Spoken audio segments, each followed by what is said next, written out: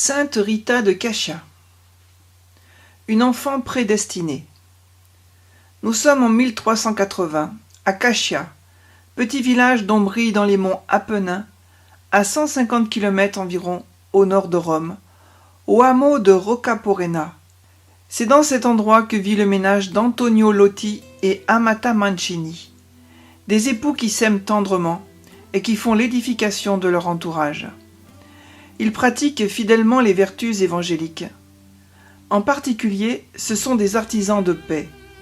On les a surnommés porte-paix, car ils s'efforcent, et le plus souvent avec succès, de régler à l'amiable les différends entre leurs voisins. Mariés depuis déjà un certain nombre d'années, ils auraient tout pour être parfaitement heureux si le ciel leur avait donné la joie d'avoir des enfants. Mais Amata commence à vieillir et il n'ose plus espérer.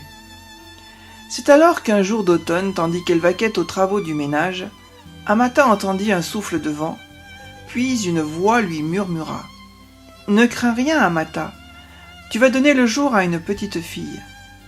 Antonio et toi, vous l'aimerez tendrement, et le Seigneur l'aimera encore plus. » Le soir venu, elle confia à Antonio les paroles de l'ange, car qui donc, sinon un ange, aurait pu apporter ce message? À quelque temps de là, un nouveau souffle de vent se fit entendre, et la même voix lui dit « Amata, le jour approche. Cet enfant, tu la nommeras Rita, en l'honneur de sainte Marguerita. Ce petit nom, par elle, deviendra un grand nom. Le mot Margarita en latin veut dire perle. Nous verrons que cet enfant fut bien en effet une perle pour l'Église. C'est ainsi qu'au mois de mai 1381 est née au foyer des Loto la petite Marguerita. Tous les voisins sont venus complimenter les heureux parents et en même temps, ils ont été surpris du prénom qui lui a été donné, car ce n'est pas à la traduction dans aucune des deux familles. Le curé de Caccia lui-même doit se faire prier pour la baptiser sous un surnom, ce qui non plus n'est pas l'usage. Rita pouvait avoir alors 1 an. Ses parents étaient partis travailler au champ et comme il faisait beau, ils l'avaient emmenée avec eux, couché à l'ombre dans une corbeille d'osier. Un paysan qui venait de se blesser avec sa faucille se hâte de rentrer chez lui pour se soigner. Passant devant la petite fille, il est tout surpris de voir un essaim d'abeilles voloter au-dessus d'elle. Les insectes entrent même dans sa bouche, mais ne lui font aucun mal. La petite Rita se contente de sourire. Cependant, il approche sa main blessée pour chasser les abeilles, et comme il la retire, il constate qu'elle est parfaitement guérie. Plus la peine donc de rentrer chez lui. Alors il s'empresse de raconter son aventure aux parents qui travaillent à proximité. Les parents, et avec eux tout le village, se demandent « Mais que sera donc cet enfant ?» La petite Rita grandit dans ce foyer si profondément chrétien, où l'on est reconnaissant à Dieu pour la grande faveur si longtemps attendue. Elle reçoit tous les principes et les exemples que l'on était en droit d'attendre dans une telle famille. Dès qu'elle est en âge de comprendre, ses parents lui apprennent ses prières et suscitent en elle l'amour de Dieu et de la Vierge Marie. Très tôt, Rita s'impose elle-même de petites mortifications et refuse toute coquetterie. Spontanément, elle fait tout ce qu'elle peut pour aider ses vieux parents. Vers l'âge de 12 ans, elle commence à penser à la vie religieuse pour pouvoir se consacrer à la contemplation de la passion du Sauveur. Ses parents, eux aussi, pensent à son avenir, mais pas sous le même jour. Ils n'envisagent pas pour elle la vie du cloître.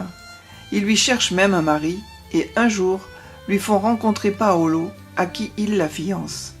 C'était alors l'usage. Les parents sont flattés car Paolo est d'une condition sociale supérieure à la leur. Mais Rita est loin d'être enchantée, car ce projet signifie qu'elle doit renoncer à la vie religieuse, et en outre, Paolo a la réputation d'être brutal, buveur et jouisseur. Elle essaie de protester, mais ses parents sont inflexibles. Et puisqu'ils en ont décidé ainsi, elle croit y voir la volonté de Dieu, se disant qu'il ne la juge sans doute pas digne d'embrasser l'état religieux. Il est également possible qu'elle ait vu aussi dans ce mariage la possibilité d'aider plus efficacement ses vieux parents. Le tempérament autoritaire et brutal de Paolo ne fait que se confirmer après son mariage. Après quelques semaines de lune de miel, le naturel reprend le dessus et la pauvre Rita souffre en silence sans jamais se départir de sa douceur et de sa patience. Elle est si douce que ses voisines, qui se rendent bien compte de la situation, la surnomment la femme sans rancune. Rita offre ses souffrances pour la conversion de son mari. Elle y ajoute des mortifications de toutes sortes, notamment des jeûnes fréquents. Paolo désire ardemment avoir un héritier pour perpétuer sa lignée. Bientôt Rita attend cet heureux événement et le ménage sera comblé, pour un temps du moins, car elle va donner le jour à des jumeaux. Paolo, qui a enfin reconnu les qualités exceptionnelles de son épouse, a fini par s'adoucir à son contact. Et le ménage a vécu des années de bonheur véritable que ne laissaient pas présager les orages du début. Mais ce bonheur n'allait pas durer. Un soir d'hiver, alors que la tempête gronde au dehors, un voisin vient prévenir Rita que Paolo est tombé dans une embuscade. Quand elle arrive à son chevet, il a rendu le dernier soupir. Mais le voisin, témoin de ses derniers moments, l'assure que ses dernières paroles ont été un mot de pardon pour ses agresseurs et une prière adressée à Dieu. Rita se console à la pensée que son Paolo est mort en chrétien, le meilleur gage de leur retrouvaille en paradis. On rapporte même qu'une révélation du ciel lui avait fait savoir que son mari était sauvé. Ils avaient vécu 18 ans ensemble. Les jumeaux, eux, n'ont pas pardonné aussi facilement que leur mère. Ils n'ont à la bouche que le mot de vengeance. Sentiment bien humain peut-être, mais si peu chrétien. Rita a beau essayer de leur répéter que celui qui ne pardonne pas ne pourra pas être lui-même pardonné et qu'il compromet gravement son salut éternel, ils ne veulent pas comprendre. Rita redouble de prières et de pénitence pour leur conversion. Comme ils s'obstinaient dans leur sentiment de vengeance, Rita aurait même demandé au Seigneur qu'il meure en pardonnant plutôt que de vivre sans pardonner. Quelques mois après la mort de Paolo, les jumeaux sont pris de frissons au retour des champs. Aucun remède ne se révèle efficace et la maladie empire rapidement.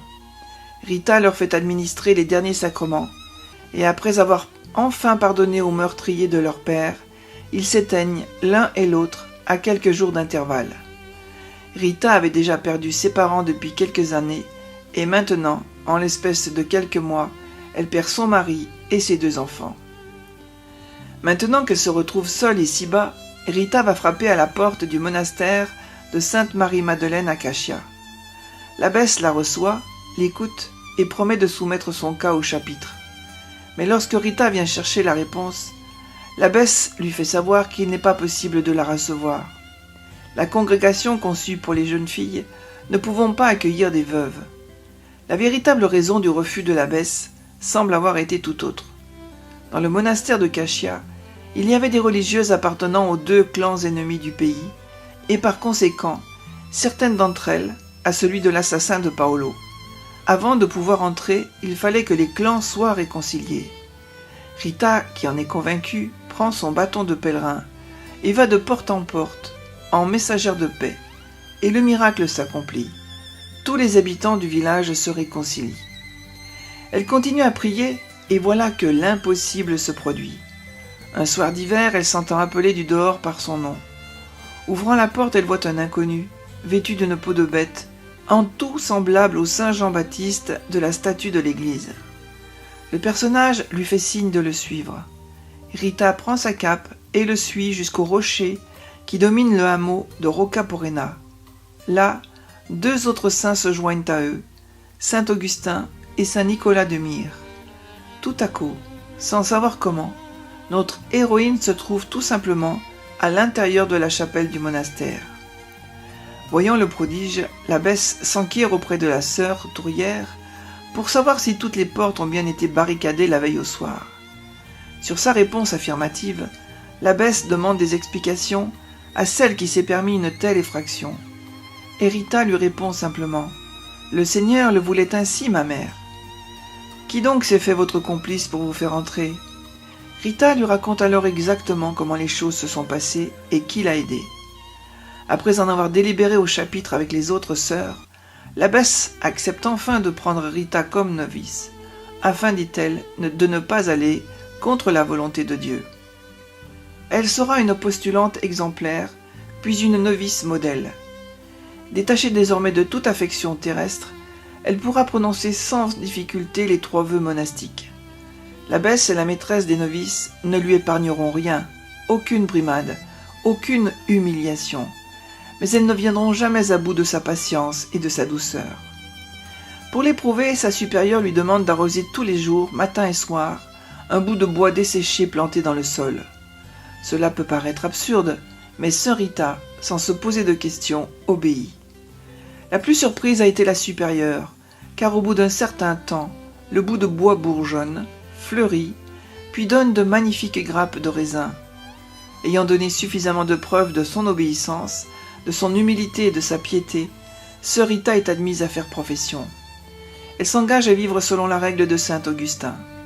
Avec ses sœurs, la nouvelle professe va pouvoir sortir pour secourir les pauvres et les malades. Elle a pour cela un véritable don. Sœur Rita veut se conformer en tout à son divin maître.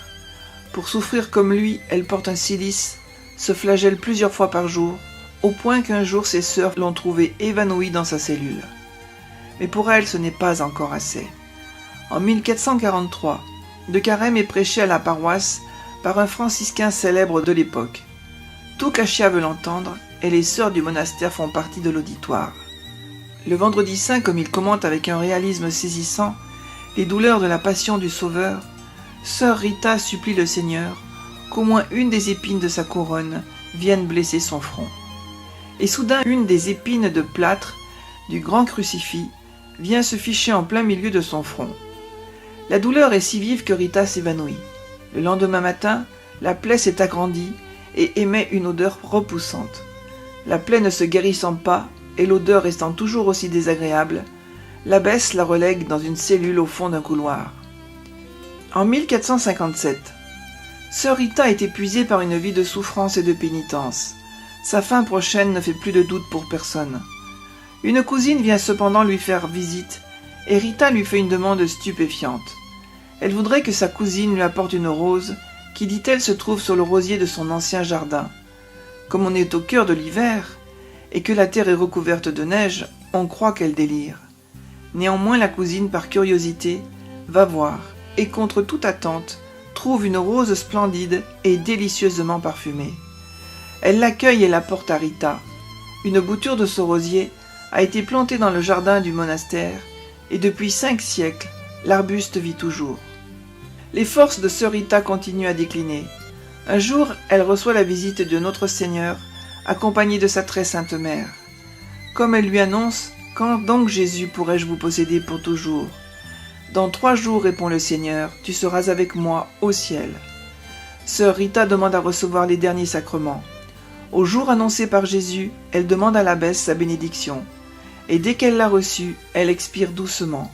C'était le 22 mai 1457. Aussitôt notre sainte partie pour le ciel, la cloche du monastère s'est mise à sonner d'elle-même. Quant à sa cellule, dont personne ne voulait approcher à cause de l'odeur nauséabonde de sa plaie, elle était remplie de lumière et délicieusement parfumée. On peut vraiment dire qu'elle était morte en odeur de sainteté. Le corps de sœur Rita, depuis plus de 500 ans, est toujours parfaitement conservé.